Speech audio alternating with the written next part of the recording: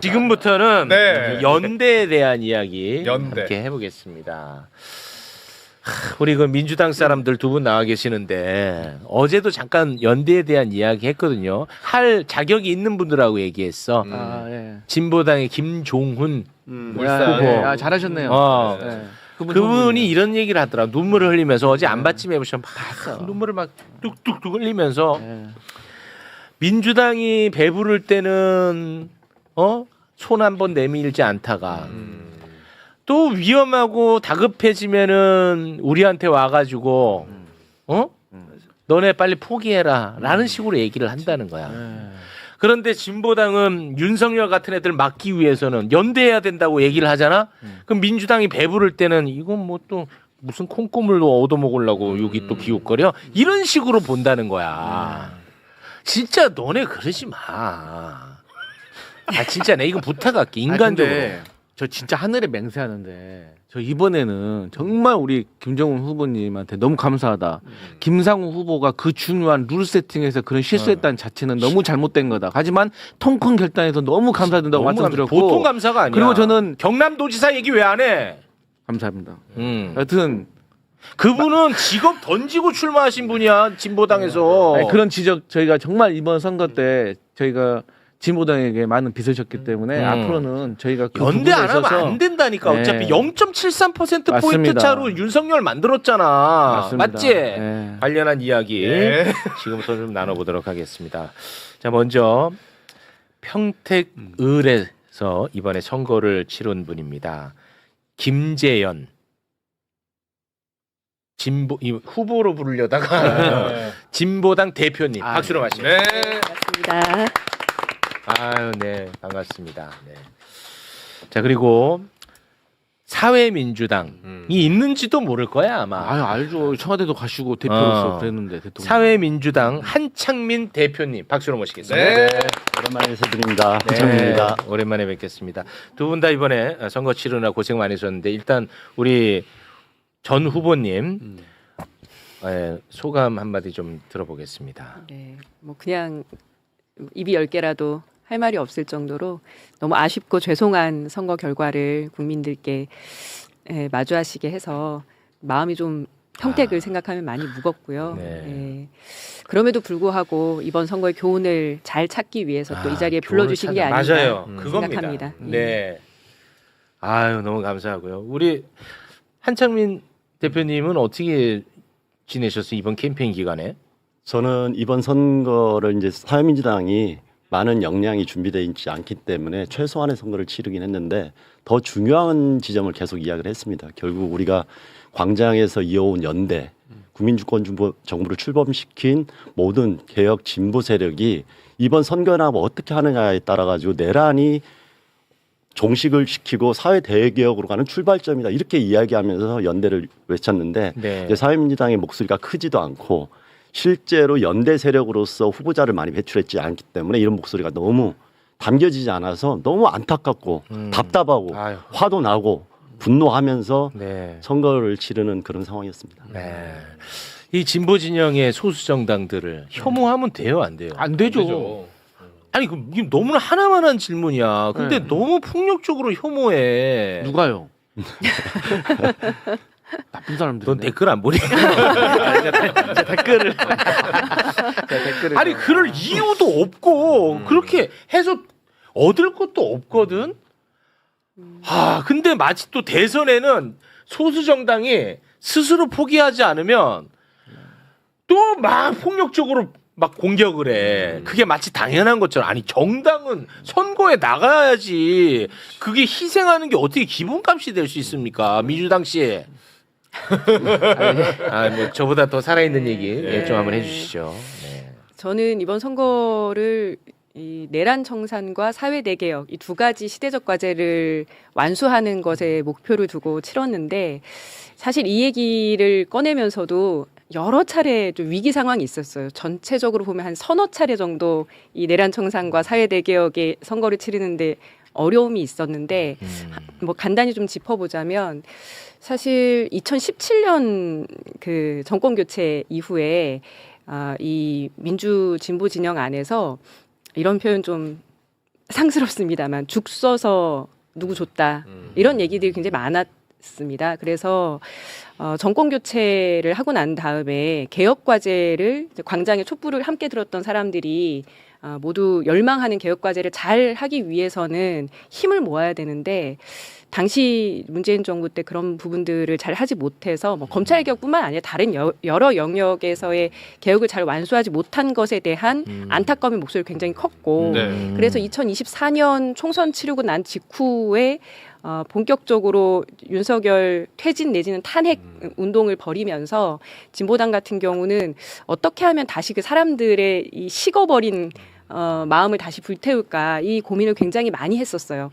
그러면서 당시에 이재명 대표 체제의 민주당을 포함해서 옆에 계신 한창민 대표님이나 이 당시 야5당에 함께 힘을 모아서 이미 11월에 2024년 11월에 광장 집회를 여러 번 개최를 했었던 거예요. 그러다가 궁지에 몰린 윤석열 정권이 12.3 비상계엄을 했다고 저희는 그렇게 생각을 하는데 그리고 난 다음에 이제 발빠르게 당시 야5당이 민주당을 포함한 5개 정당이 원탁회의를 구성해서 사실상 탄핵도 주도하지만 정권 교체도 함께 하자라는 것을 합의를 하게 됩니다. 그러면서 그 안에서 제가 말했던 죽 써서 땡땡땡 이런 일이 없도록 하겠다라는 말씀을 당시 이재명 대표께서도 시민사회나 저희 야당들에게 같이 말씀도 하시면서 네. 함께 연대와 연합을 하자라는 걸 강조를 하셨는데 그러면서 저도 뭐 후보를 대선 후보로 사퇴를 하고 조국혁신당에서도 뭐 사회민주당에서도 후보를 내지 않으시면서 5개 정당이 함께 파란색 옷을 입고 맞아. 선거를 뛰는 맞아요. 맞아. 전무후무한 연대 연합이 형성이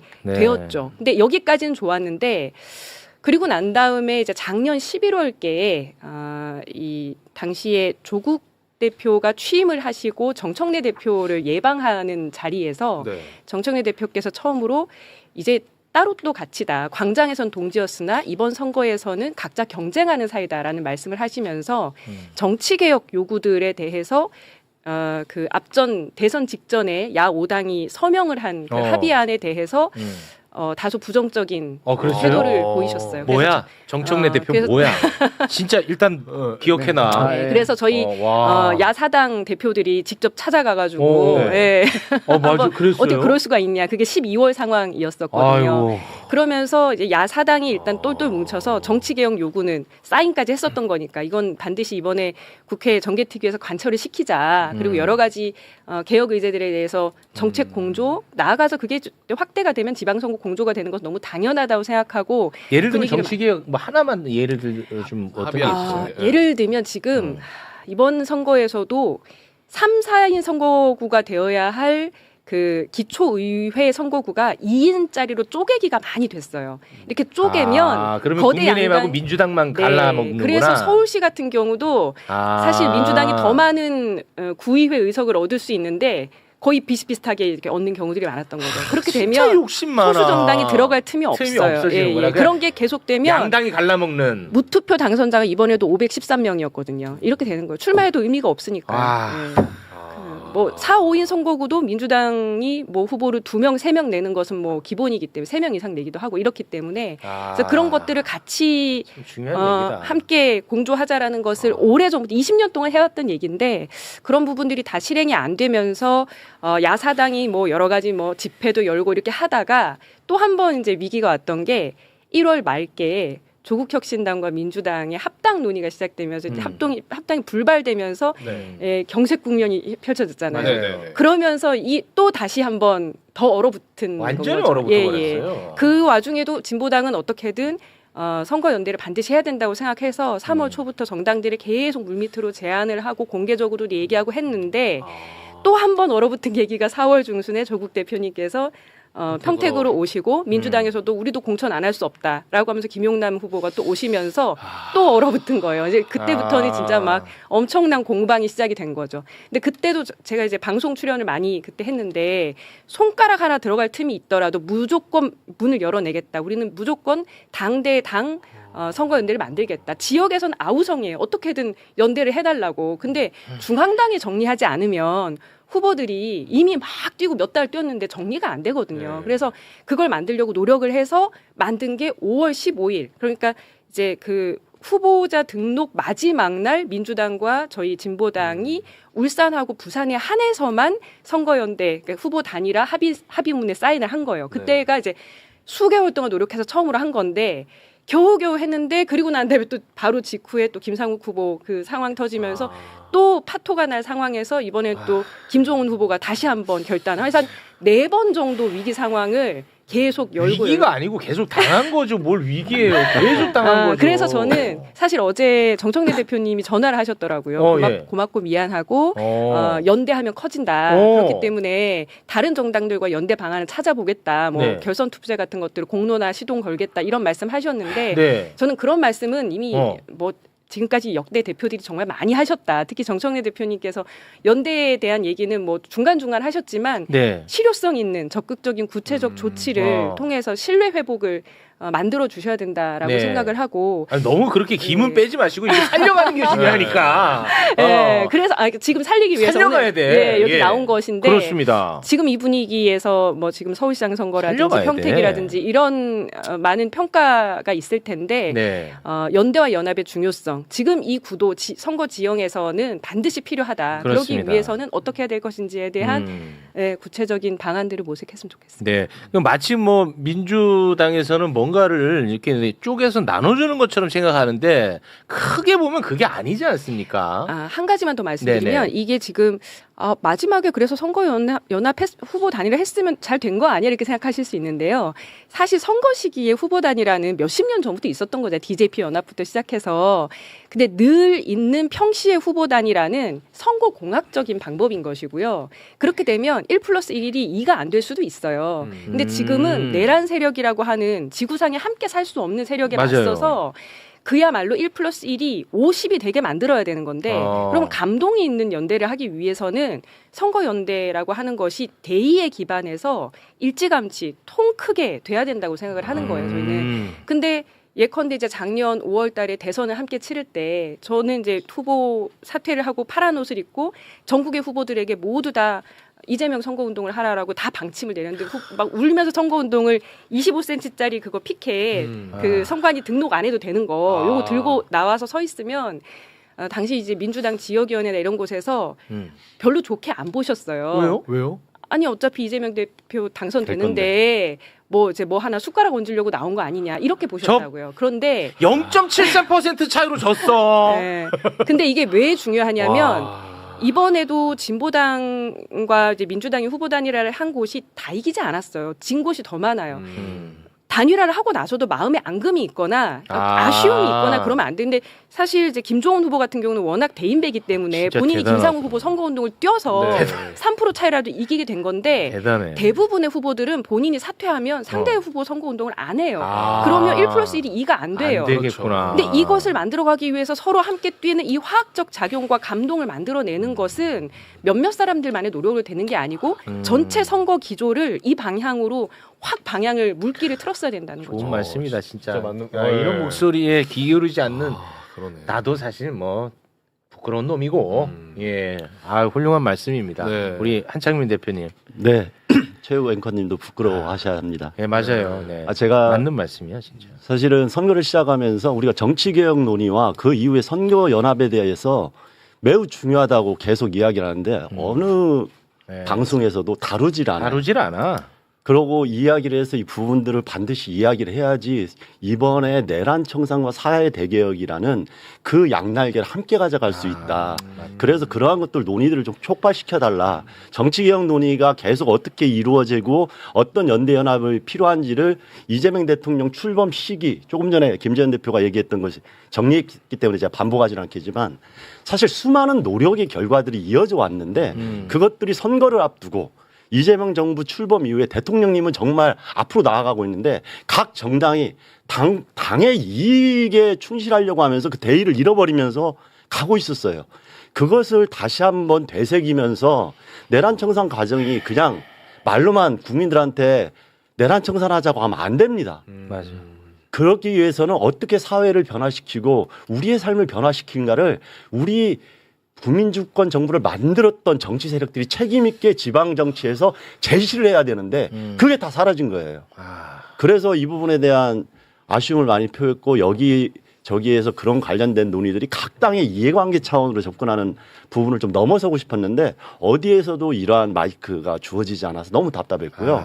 그게 이런 결과까지 나와서 양적으로는 승리한 것처럼 보이지만 질적으로 패배한 이런 선거 결과를 만들어서 너무 답답했습니다. 그런 부분에서 매불쇼나 진보 매체에서도 반성해야 각 돼. 당의 주요 의원들이 각 당의 자기들의 이야기, 자기들의 후보 이야기로 파편화돼서 이야기하는 게 아니라 우리 정치에 가야 될 길, 맞아. 정말 위기 상황에서 대한민국의 비전을 제시하는 우리 민주개혁 진보 진영이 어떤 대한민국 사회를 만들 것이냐에 대해서 이야기하는 자리를 더 많이 만들었어야 되다. 예. 기존 레거시 미디어에서 했던 방식들을 우리 진보 매체들도 경마식 보도에 어떤 하나하나 사안의 예민한 거에 대해서 분노를 표출하고 거기에 대해서 응대해서 속 시원하다. 그런 이야기만 하는 이야기가 주로 정치인들이 정치를 잘하는 것처럼 이렇게 따라왔던 거에 대해서 우리도 함께 성찰을 하자. 맞아. 그러지 않으면은 언제든지 민심은 우리 개혁 진보 진영에 회초리를 들고 몽둥이를 들 가능성이 있습니다. 저는 네. 그런 부분에 대해서 이제 우리가 한번 되돌아보면서 이야기를 많이 나눴으면 좋겠다. 알겠습니다. 이런 마음을 좀 서두에 던지고 싶습니다. 그래도 그 서로 아는 사이끼리 너무 뭐라고 하시네. 제가 안타까워서. 야 민주당 비판하라고 했더니 최욱이는 그냥 해버리시네. 야 민주당 왜 내가 맞게 놔도 같이 함께. 근데 얼마나 건강해요. 아, 정말 오르신 말씀인데 네, 맞아요. 제가 어제부터 이제 선거 결과를 쭉 분석을 하면서 어떤 걸 느꼈냐면 우리가 과거에는 이 대통령 선거에서만 연대의 필요성을 느꼈고 지방선거라든지 총선에서는 사실 연대의 필요성을 조금 못 느꼈던 면이 있습니다. 근데 이번에도 재보궐선거가 됐든 광역단체장 선거가 됐든 진 곳도 1.5, 1.7로 진 곳이 많고요. 이긴 곳도 1.7%로 5%로 이긴 곳이 많아요. 예를 들어서 경기 한안갑의 이광재 후보도 이광재. 엄청나게 천표 차. 큰 인물이고 천표. 이 내란 윤석열의 가방 들었던 이용을 상대로 1.5밖에 못 이겼는데 사실상 이게 개혁신당이라는 나름의 보수 정당이 나와서 1,800표를 가져갔기 때문에 1,300표로 이긴 거거든요. 네. 그래서 이제는 선거 지형 자체가 모든 이 진보당이나 사회민주당이나 이런 분들하고 우리가 연대를 하지 않으면 그렇습니다. 총선에서도 맞아. 우리 정말 힘든 지형에 있다라는 걸 좀 네. 느꼈어요. 저는 진짜 1 더하기 1, 2 이상이 될 거라고 봐요. 이게 아름답게 가고 으쌰으쌰 이 연대 뭔가 거기서 확 끌어오르지 않겠습니까? 그러니까 지선에서 안 하고 진짜. 총선에서 안 하는데 갑자기 대선에서 하자고 하면은 이 리듬감이 없는 거기 없죠. 때문에 감동도 이것은 없고. 앞으로 계속 민주당의 대표들이 절실하게 느껴야 제가 될 그 것 부분에 같습니다. 대해서 한마디는 하고 싶어요.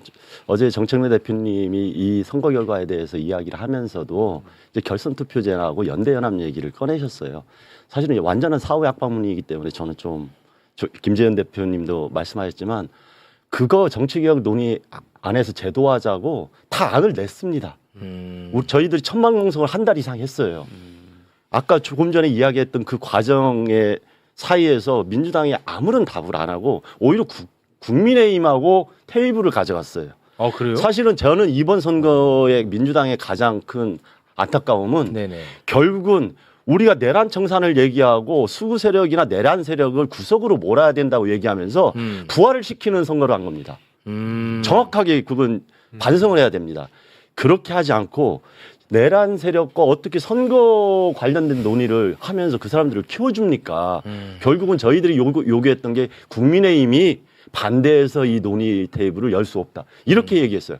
그런데 저희들이 사법개혁이나 검찰개혁, 그다음에 주식시장 등등 금융개혁 관련해서 우리가 경제 안정화를 위해서 개혁법안이 있을 때마다 거기에서 필리버스터 해가지고 막을 때마다 저희가 함께 해가지고 다 그 걸림돌을 넘어섰어요. 근데 유일하게 정치개혁 논의할 때는 국민의힘을 탓을 하면서 논의회장을 안 여는 겁니다. 소탐대실이죠. 너무 이건 정말 소탐대실이에요. 이렇게 해가지고 어떻게 대한민국의 미래 성공하는 이재명 정부를 만든다고 야. 얘기하는지 한번 반성해야 됩니다. 정청래 대표 전화해. 이거는 아니다. 진짜. 저희가 왜 결선투표제나 3.5인 선거구 중대선거구제 그다음에 연동형 비례제를 확대하고 의원 정수도 합리적으로 만들자 이 얘기를 했냐면요. 저희가 대통령 결선 투표제를 얘기하면서 지방선거에서 광역단체장, 기도단체장의 결선 투표제를 우리가 법안으로 이번에 통과시켜가지고 연대와 연합을 제도화하면은 이 달인화 논란 때문에 우리 시민들도 힘들어하지 않고 다 망가졌어. 그 안에서 정책 경쟁을 통해 가지고 더 좋은 정책 얘기를 하고 마지막에 결선 투표제에서 그것을 다 보듬어하는 민주당의 후보든 다른 진보 진영의 후보든 인물과 정책과 비전을 가지고 선거할 수 있는 제도화를 만들고 그것 자체가 내란 청산의 완성이다. 우리가 내란 청산에 있는 것은 바로 저 사람들만 정치권에 물러나게 하는 게 아니라 내란 세력들이 원하고자 했던 우리나라를 망가뜨리려고 했던 것을 비전을 가지고 이런 새로운 세상을 만든다는 것이 진정한 내란 청산이에요. 네. 민생 개혁을 통해 가지고 우리 국민들의 서민들과 노동자들과 사회적 약자들의 삶을 이렇게 만들어 가겠다는 비전을 제시하고 그런 사회를 만드는 게 진정한 내란 청산이죠. 맞습니다. 근데 단순하게 한동훈 나쁜 놈 여기서 머물면 안 되는 거예요. 근데 대표님 말씀이 이렇게 빨랐어요? 말씀이 엄청 빠르시네. 흥분하셔서. 아니, 이 진짜 맞는 이야기가 말씀이에요. 중요한 말씀이야. 제가 왜 아. 이런 이야기를 하냐면 중요해. 이런 것들이 이번에만 만들어진 게 아니라 네. 저희가 노무현 대통령 노회찬 대표를 얘기하는 정당인데 그때 얘기했을 때 이게 벌써 20여 년 전부터 네. 노무현 대통령이 양당의 정치 제도에서 한국 사회의 다양한 우리 국민들의 삶을 담아내는 온건 다당제로 그 대신 민주당이 중심이 돼서 역할을 할 수밖에 없기 때문에 더 포용적으로 품을 넓혀가지고 그런 사회 지형을 만들지 않으면은 극단적인 대립 안에서 분노와 증오만 켜지고 맞아. 민생을 살피지 않는 정치가 계속 반복됐다고 해서 대연정 얘기까지 하면서 그때는 오해가 있었지만 대연정 얘기까지 하면서 선거제도 개혁을 얘기하고 맞아요. 이걸 제도화를 얘기했던 겁니다. 네. 그런데 노무현 대통령을 얘기하고 노무현 정신을 얘기하고 지방자치를 얘기했던 김대중 대통령 정신을 얘기하는 민주당이 눈앞의 이해관계에 따라 가지고 그분들의 정신을 이어간다고 하면서 소탐대실하는 것이 너무 답답했고요. 네. 이번이 저희는 마지막 기회라는 심정으로 이재명 정부의 성공을 바라면서 그렇습니다. 그런 연대와 연합의 제도화를 얘기했던 네. 겁니다. 두 분은 이제 그동안 이제 절망의 경험이 많아서 뭐 그럴 수 있는데 저는 일단은 그 이슈를 새로운 걸 던져서 끌고 갈 역량이 안 돼요. 근데 마침 이번에는 연대 이슈가 올라왔어요. 네네.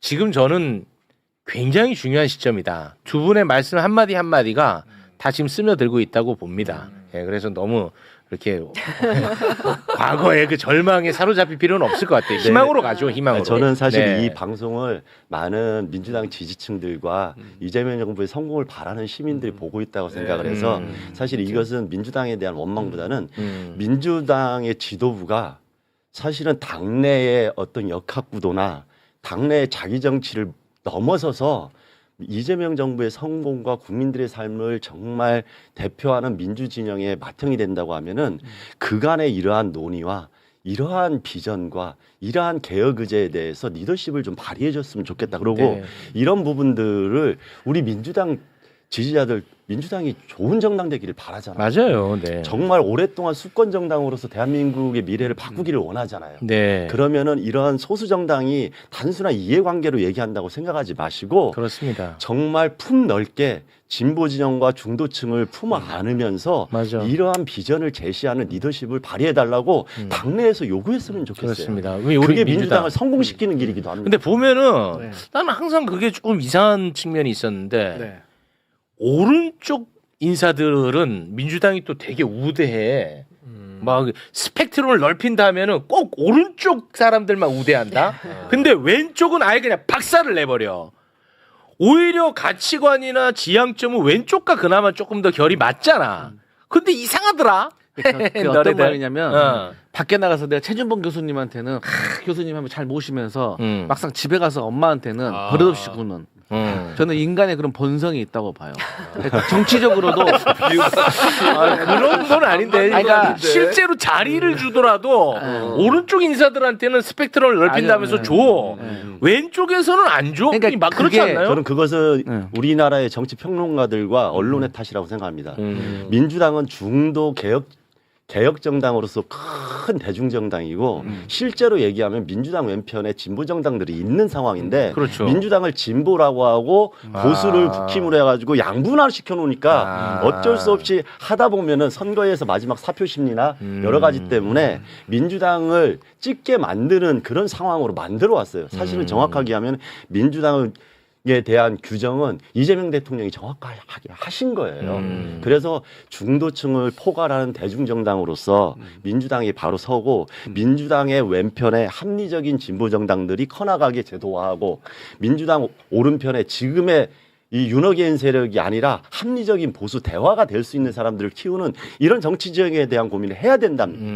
그래야지 극단의 세력들이 구석에 몰려 있고 네. 민주주의가 대화와 협력과 경쟁의 사회로 가는 거거든요. 이게 바로 시민민주주의고 민주주의의 완성으로 나아가는 길입니다. 이런 것들을 정치 지도자가 하지 않으면은 당장 하나하나 현안에 대한 정쟁 싸움밖에 안 됩니다. 알겠습니다. 그런 비전을 가지고 정치적 리더들이 같이 머리를 맞대야 됩니다.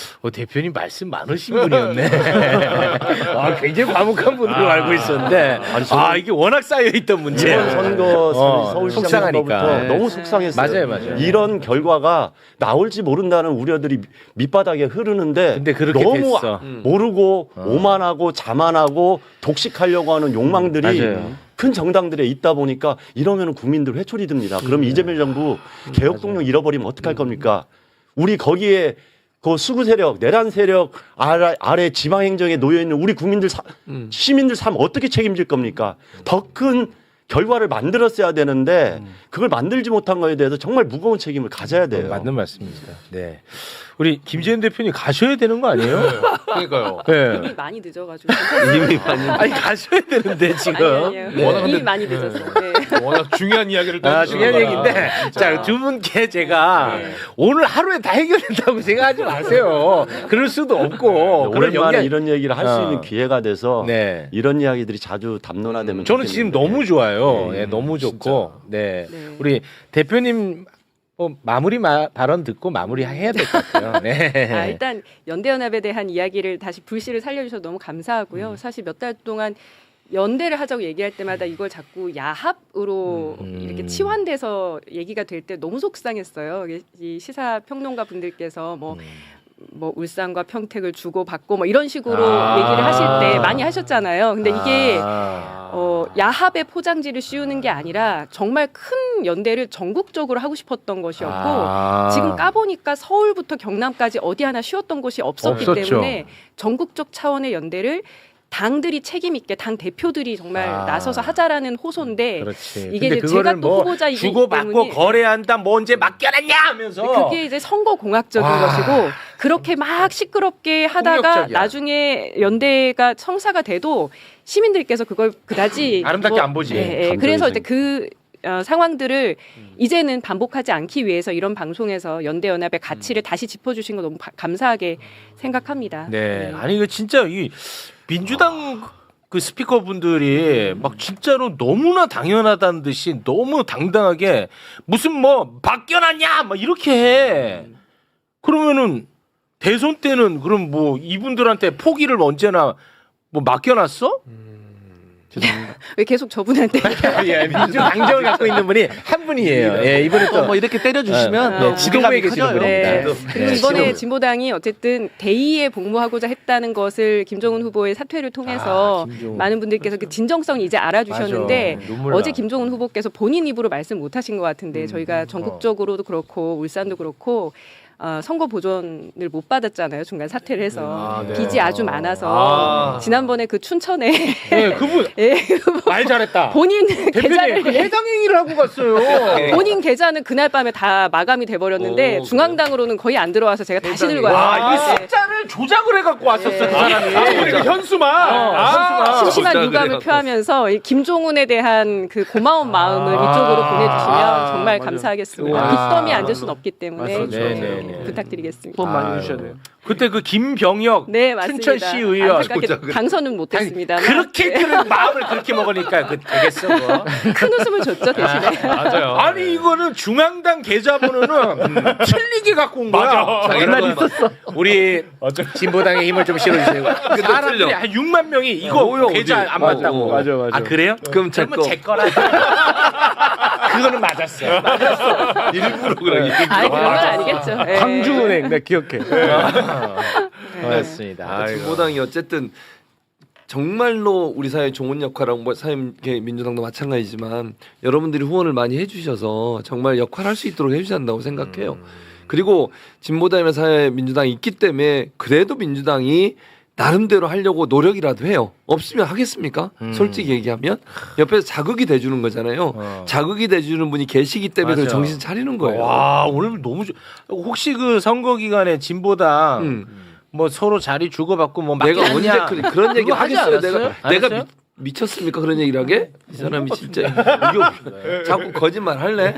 안 하셨다 이거죠. 저는 그런 얘기 안 해요. 그러니까 진보당의 민주당이 있기 때문에 민주당이 더 건전해질 수 있는 거예요. 네 맞아요. 왜냐하면 자극이 돼야 돼요. 네. 더 개혁적으로 가야 되고 더 어려운 사람한테 가야 되는데 그런 부분들을 자극을 줄 수 있는 정당은 결국은 진보 개혁 세력일 수밖에 없으니까 네. 건전한 진보 개혁 세력들이 갈 수 있도록 도움을 줘야 한다는 거예요. 정말 고맙습니다. 저 이 말씀을 꼭 드리고 싶은 게 민주당은 우리나라의 민주진영을 이끌고 가는 그거 그다음에 민주당이 좋은 정당으로서 책임 있는 노력을 할 때 대한민국 사회가 훨씬 좋아진다는 거 이거 다 인정합니다. 당연하죠. 작은 정당들이 그것을 지금 수권 정당으로 역할을 못 해요. 그러면은 그냥 민주당만으로 되느냐 여기에 대한 고민을 하셔야 돼요. 그래서 저는 민주당의 다음에 대표가 되는 분들도 민주당주의자가 되면은 안 된다. 민주주의자가 돼야 된다. 아, 이 말씀을 꼭 민주주의자. 드리고 싶고요. 그런 부분에서 정말 제가 처음부터 이야기를 하고 싶었는데 못했던 것은 이전에 이해찬 대표님 많은 분들이 그리워하잖아요. 네. 전략가로서 그다음에 민주주의를 위해서 헌신했던 역사적인 민주당의 대표님이셨기 때문에 민주당의 20년 집권을 얘기할 때 우리 한국 사회에서 민주당의 20년 집권은 한 정당 민주당만으로는 불가능합니다. 연대와 연합과 신뢰를 구축해서 맞아. 민주당이 중심이 되되 좋은 세력들과 연대하고 국민들을 위한 비전을 제시할 때 그게 가능하고 국민들이 계속 신뢰하면서 그걸 더 맡기는 거지. 맞아. 우리나라는 회고적 투표를 하기 때문에 길어야 10년이고요. 짧으면 5년 만에 아니면 중간중간 선거 만에 확확 바꿉니다. 네. 그래서 우리가 좀 선진 민주주의를 배우면 북유럽이나 유럽의 국가들은 그런 연대와 연합을 제도화한 거예요. 어제 이광재 지사가 그 얘기를 했었잖아요. 단순한 단일화가 아니라 정책 연합을 통해 가지고 100페이지 이상의 사회 비전을 가지고 연대를 맞아. 하고 그걸 연합 정부를 당연시합니다. 왜? 그렇게 해가지고 그걸 자리 나눠 먹기가 아니라 우리가 이런 정책은 어느 정당이 노력해왔기 때문에 이 부분을 책임지고 같이 가자. 네. 이렇게 하는 겁니다. 이것을 공학적으로 판단하는 정치 이제 넘어서야 되고요. 알겠습니다. 그런 부분에서 이해찬 대표님이 혁신하고 개혁했던 민주당의 원칙, 선거 재보궐선거가 나오는 지역에서 민주당의 원인, 민주당의 잘못으로 했던 것은 후보를 출마시키지 않겠다. 이 원칙을 누가 바꿨습니까? 이낙연 대표 시절에 바꿔가지고 작은 욕심을 부리는데 이번에도 마찬가지예요. 저는 최소한 이낙연 진짜. 평택과 안산과 군산 등등 이 세 지역구는 오히려 연대 세력이 자기의 비전을 가지고 함께 할 수 있는 기회를 주는 그런 반성과 성찰 거기에다가 책임을까지 다하는 선거를 했어야지 지금의 이 갈등 구조도 알겠습니다. 없을 수 있었다. 왜 이제 출연시켜 주신 거예요? 아막 아니, 쏟아내죠. 저는 처음부터 나오셨어요. 이 이야기를 연대 차원에서 얘기를 네. 하고 싶었는데 정청래 대표가 이번 선거는 민주당이 어느 선거든 정당이 다 후보를 내야지. 그것은 원칙적인 얘기고요. 책임 정당에서는 이 재보궐선거를 만들었던 지역에 대해서는 예전에 이해찬 대표나 네. 혁신을 위해서 민주당에 나왔던 그 결과 안에서 고민을 했어야 되는데 알겠습니다. 이런 것들이 모든 연대와 신뢰를 깨면서 사실은 평택의 그 안타까운 상황, 그 다음에 서울의 안타까운 상황, 이런 것들, 그 경남의 안타까운 상황을 만든 우리가 반성해야 될 지점이다. 이 얘기를 꼭 하고 싶습니다. 네. 말씀이 많으신 분이었어. 뭐 하루 아침에 다 해결되는 건 아니니까 이 정도에서 일단은 좀 마무리를 짓도록 하겠습니다.